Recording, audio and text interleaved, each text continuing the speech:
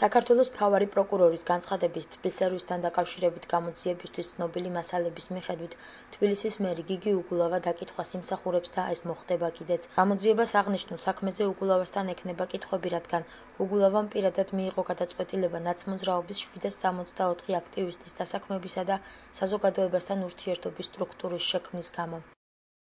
Აინტერესებს მან იცოდა ის, რომ აქ დასაქმებას ფიქტიური ხასიათი ჰქონდა, გულისხმობ დასუფთავების კუთხით, იცოდა თუ არა ის, რომ ნაციონალური მოძრაობის აქტივისტები იყვნენ დასაქმებული, იცოდა თუ არა ის, რომ 2010 წლის თვითმმართველობის არჩევნების დროს ეს ადამიანები ასრულებდნენ პოლიტიკურ დავალებებს, როგორც მისი, ასევე ნაცმოძრაობის სასარგებლოდ. ადამიანები, რომლებიც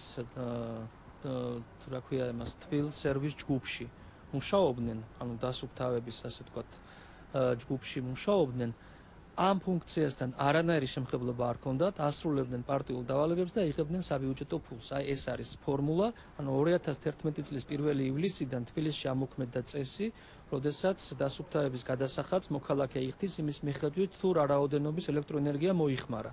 და ზუსტად ამ დროიდან ეს თბილსერვის ჯგუფი თვითდაფინანსებაზე გადავიდა და მნიშვნელოვანი ნაწილი ამ გზით შესული თანხისა ხმარდებოდა აი ამ პარტიული აქტივისტების ხელფასის გადახდას.